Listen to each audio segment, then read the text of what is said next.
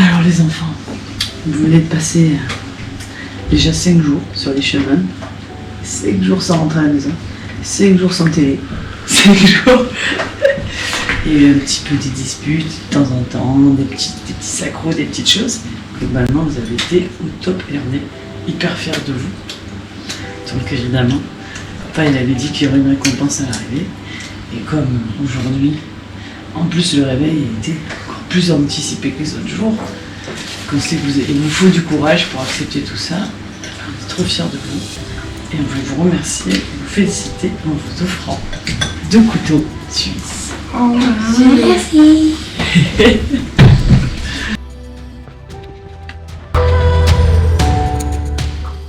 Nouveau départ, le dernier pour cette 6e étape. La pluie menace aujourd'hui. Annoncé entre midi et 14h, il nous a fallu anticiper le réveil et le départ. Levé 5h30, petit-déj à 6h, départ 6h30 prévu mais 7h réel. Oui, le gardien du refuge est vraiment sympathique et c'est un endroit difficile à quitter.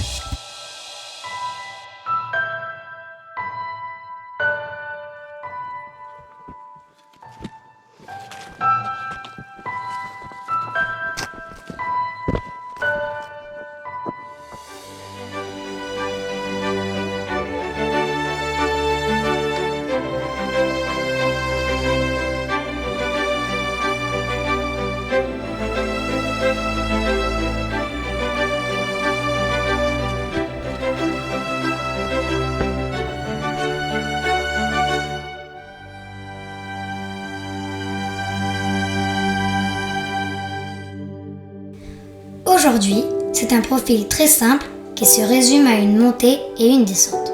Direction Chaillol, la maison, par le superbe col de la Vénasque qui s'élève à 2480 mètres d'altitude. Ce sont donc 800 mètres de dénivelé positif qui attendent nos gentils mollets. Le gardien nous annonce le col à 2 heures du refuge. Mais il faut qu'on se dépêche car la pluie menace. Après le col, ce sera une longue descente jusqu'à Chaillol où nous attend la voiture depuis lundi.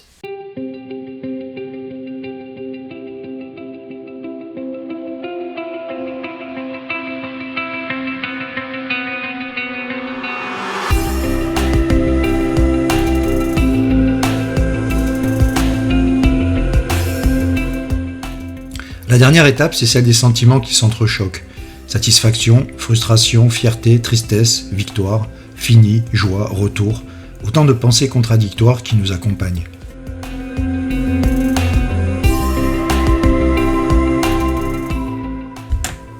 J'aurais envie de prendre mon temps, de ralentir.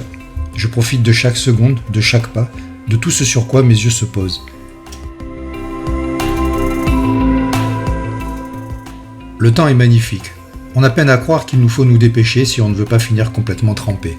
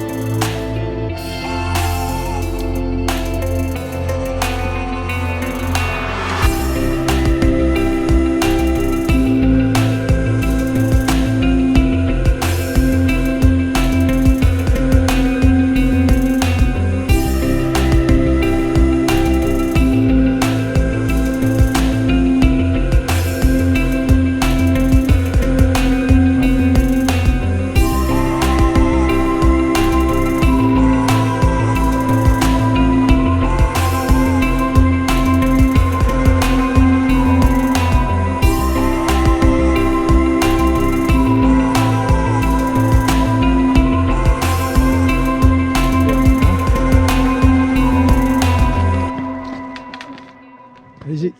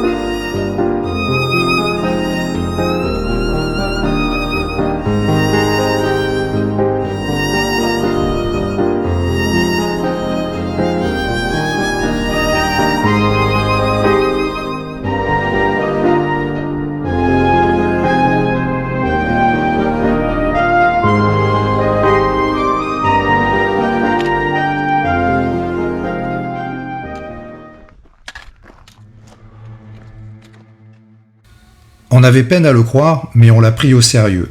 Et on a bien fait, car le ciel s'est assombri en l'espace de quelques minutes à peine. Incroyable ce changement d'ambiance.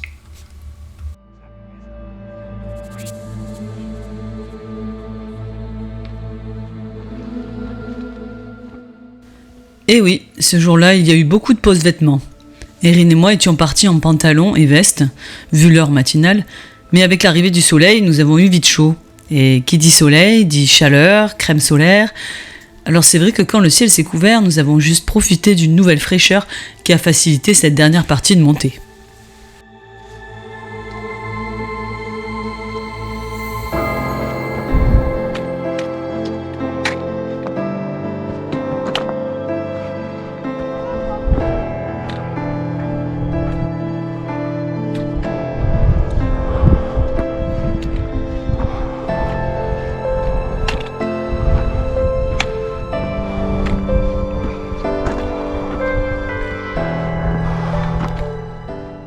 Ça y est, nous sommes au col.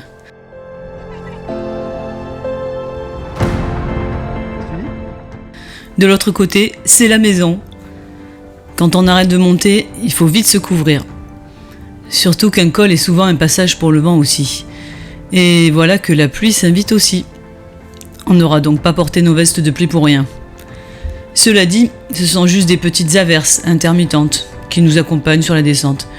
Moi, je mets quand même ma cape de pluie. Plus j'en ai sur moi, moins le sac est lourd. C'est pas à la couillonne, toi.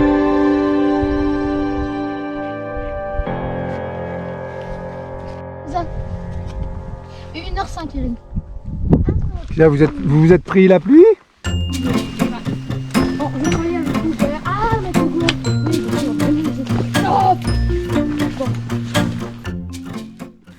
C'est fou, on la connaît bien cette descente. C'est le retour de randonnée en provenance de plusieurs cols, un chemin traversant un balcon, un incontournable de Chaillol. Mais ce jour-là, il m'a paru interminable. À vrai dire, comme souvent sur chaque descente. Pourtant, on sait aussi que c'est la fin de notre aventure, avec ce mélange de joie d'avoir fait ce magnifique voyage, d'envie de retrouver notre petit cocon, mais aussi de tristesse, car on sait que ces moments de vacances tellement hors de notre routine vont nous manquer.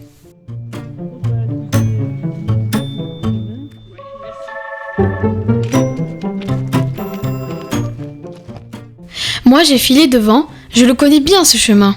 Et j'ai trop hâte de retrouver la voiture, puis la maison, pour enfin me reposer. Parking 3. Allez, fête victoire, Erin. Allez. On a gagné. On a gagné. Un peu mouillé, Allez. Attends, j'ai perdu. 1, 2, 3. c'est toujours pratique.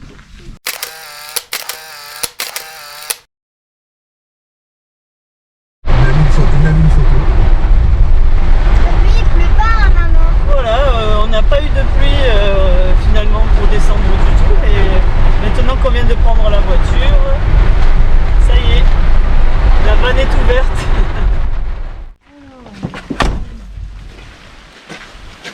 On arrive là. Tu veux la bleue? Tu mets la bleue, puis Voilà, là. la orange. Pas de doute, hein. Comment? Il y avait déjà plus de doute là.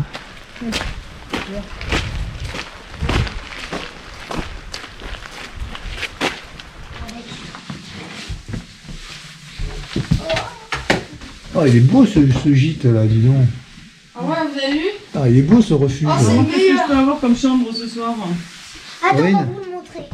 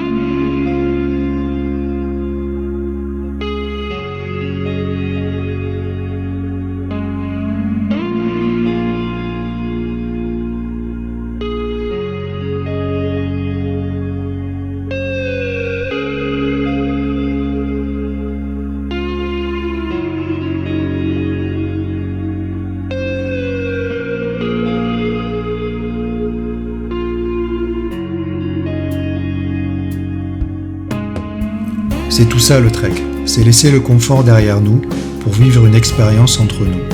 Et tout ce que nous sommes venus chercher, le chemin nous l'a donné. Inoubliable. Pourtant, 6 jours ce n'est rien. Rien à voir avec des voyages au long cours qui durent des mois. 6 jours de refuge en refuge, c'est même très confortable, comparé au trek en autonomie complète. Mais c'est à la fois suffisant pour apprendre aux enfants à fonctionner autrement. Je veux leur apprendre à se dépasser, à s'entraider, à gérer tout ce qu'il y a à gérer. Le poids du sac, la fatigue, la quantité de nourriture. Je veux leur apprendre qu'ils comprennent par le concret que l'eau est la ressource la plus précieuse de notre planète et qu'il ne suffit pas d'ouvrir un robinet pour la voir couler. Elle a une source, un trajet, elle est pleine de vie, elle est la vie. C'est en se mettant un peu en difficulté, en tournant le dos au quotidien, à la modernité, qu'on retrouve la joie, le plaisir de contempler ce qui nous a été donné et l'envie de le préserver.